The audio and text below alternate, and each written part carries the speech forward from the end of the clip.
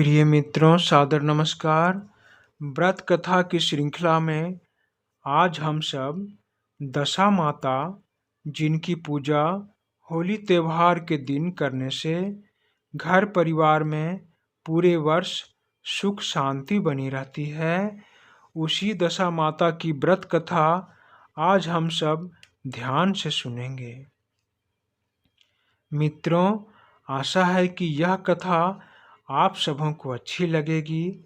यदि यह लेख आप सबों को अच्छा लगे तो कृपया मेरे इस चैनल को सब्सक्राइब करें, घंटी दबाकर ऑल पर क्लिक करें, जिससे मेरी हर वीडियो आप सबों तक पहुंचती रहे और मैं सदा आप सबों की सेवा में अपनी उपस्थिति बनाए रखूं।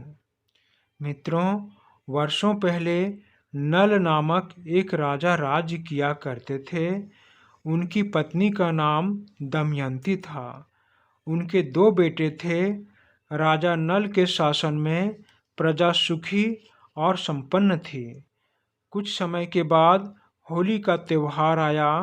दोपहर के समय एक ब्राह्मणी रानी के कक्ष के पास आई।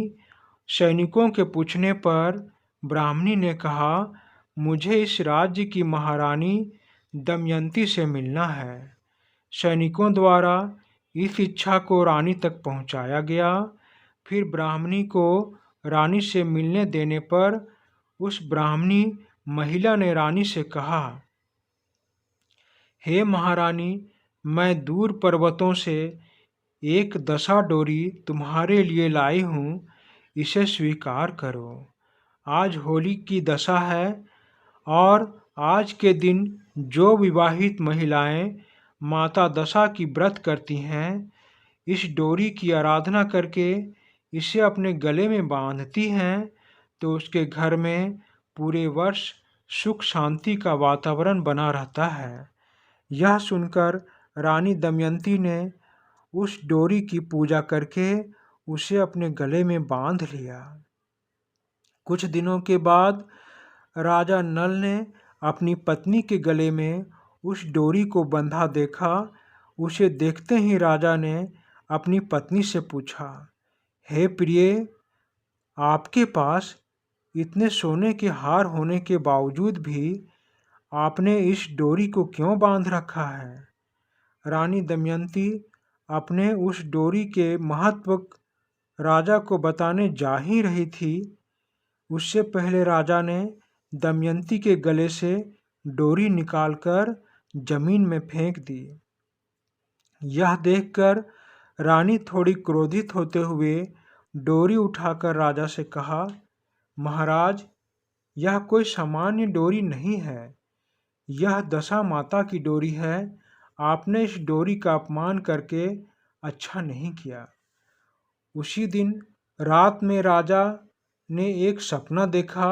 सपने में दशा माता ने बूढ़ी बनकर राजा से कहा, हे राजन, तेरी दशा आज तक ही अच्छी थी, कल से तुम्हारी बुरी दशा आरंभ हो जाएगी, क्योंकि तुमने मेरी डोरी फेंककर मेरा अपमान किया है। इतना कहकर माता दशा गायब हो गई। इस घटना के बाद जैसे जैसे समय बीतता गया, वैसे वैसे राजा नल का शौर्य कम होता गया। समय के साथ साथ राजा की संपत्ति और सुख शांति समाप्त हो गई।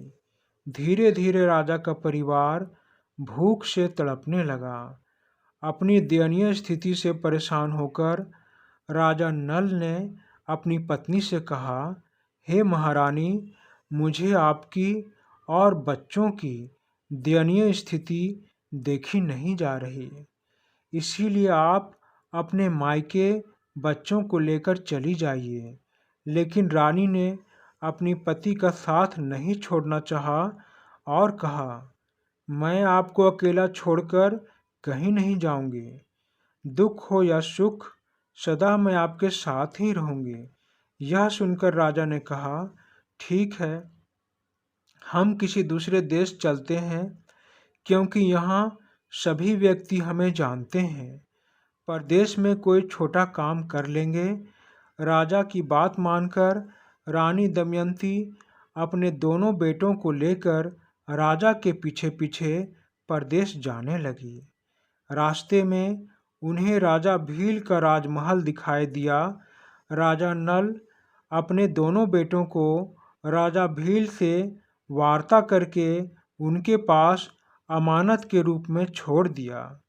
इसके बाद राजा नल और उसकी पत्नी दमयंती परदेश की तरफ बढ़ चले। कुछ दिनों के बाद रास्ते में चलते हुए शाम को राजा को अपने पुराने मित्र का घर दिखा।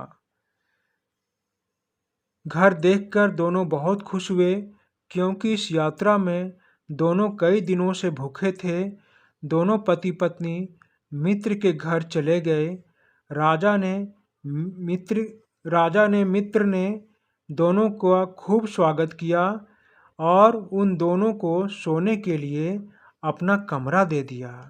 उस कमरे में दोनों ने देखा एक सुंदर मोर की मूर्ति के गले में हीरे का हार टंगा हुआ है। फिर दोनों पति पत्नी मोर को देखते हुए सो गए। अचानक मध्य रात्रि में रानी की नींद कुछ आवाज सुनकर टूट गई। रानी ने देखा तो अचंभित रह गई, क्योंकि वह पत्थर का मोर जीवित होकर हीरे का हार खा रहा था। रानी ने तुरंत राजा को जगाया। राजा अचंभित और दुखी हो गए, क्योंकि राजा का मित्र इस घटना पर कभी विश्वास नहीं करता। तब राजा ने अपनी पत्नी से कहा, मेरा मित्र हम पर विश्वास नहीं करेगा कि एक पत्थर की मूर्ति हीरे का हार खा गया। इसीलिए हम दोनों का अभी इस स्थान को छोड़कर जाना हितकर होगा। यह सोचकर चोरी के इल्जाम से बचने के लिए दोनों मध्य रात्रि में मित्र का घर छोड़कर आगे निकल गए। अगली सुबह जब राजा का मित्र और उसकी पत्नी राजा से मिलने आए, तो उन्हें कमरे में ना देखकर और हीरे का हार गायब देखकर बड़े दुखी हुए। तब उसकी पत्नी ने कहा, कैसा मित्र था आपका जो हीरे का हार चुराकर रात में ही भाग गया। राजा नल और उसकी पत्नी चलते चलते दोपहर तक अपनी बहन के घर के पास आ गए। राजा की बहन ने जब उन्हें देखा तो वह उनकी दयनीय स्थिति को जान गई। बहन ने अपने भैया और भाभी से यह दुख की अवस्था को जानना चाहा, तो रानी ने माता दशा की डोरी के अपमान की बात बताकर उनके सामने रोने लगी। राजा की बहन ने दोनों को दिलासा देकर भोजन कराया। भोजन खाकर फिर दोनों पत्नी आगे निकल गए। अगले दिन रास्ते में चलते हुए उन्हें एक नदी दिखाई दी। दोनों पति पत्नी नदी के किनारे रुकना उचित समझा। राजा ने रानी से कहा, प्रिय, हम दोनों भूखे हैं। मैं नदी से मछली पकड़ कर लाता हूँ, तुम उसे पकाना। जैसे ही राजा ने मछली पकड़ा, एक चील आकर आधी मछली खा गई। शेष बची मछली राजा ने अपनी पत्नी को पकाने के लिए दिया, तो पकी हुई मछली अपने आप गायब हो गई। यह सब माता दशा के डोरी के अपमान की सजा के रूप में उन्हें भुगतना पड़ रहा था। दोनों पति पत्नी उदास होकर भूखे आगे की ओर चल पड़े। शाम होते होते दोनों रानी के मायके तक पहुंच गए। वहां रानी के माता पिता ने अपनी बेटी और दामाद का खूब आदर सत्कार किया। अगले दिन राजा ने अपने ससुर जी से कहा, हम दोनों को अपना भार खुद ही उठाना चाहिए, इसीलिए आप अपने नगर में हमें कोई काम दिला दीजिए।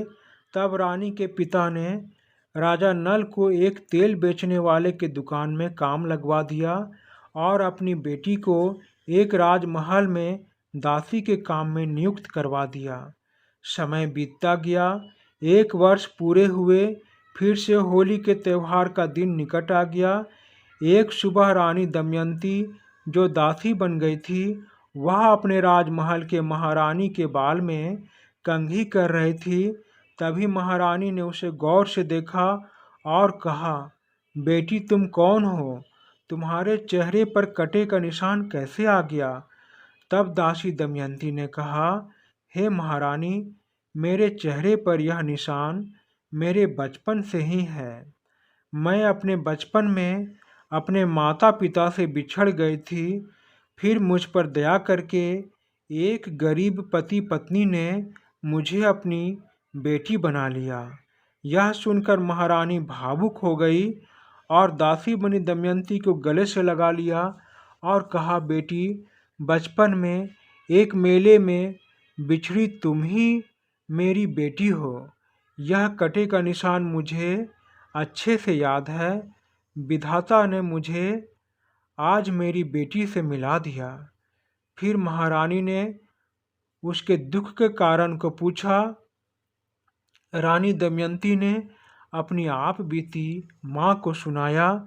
महारानी माँ ने दमयंती को समझाया कि तुम दोनों पति पत्नी को माता दशा का अपमान नहीं करना चाहिए था। बेटी, कुछ ही दिनों के बाद होली का त्यौहार आने वाला है। तुम और दामाद जी माता दशा की व्रत को रखना और माता दशा के नाम पर एक डोरी की पूजा कर उसे तुम दोनों बांधना। फिर दोनों माता से अपनी भूल की क्षमा मांग लेना। माता दशा बहुत ही दयालु है, वह तुम्हें अवश्य ही क्षमा कर देंगी।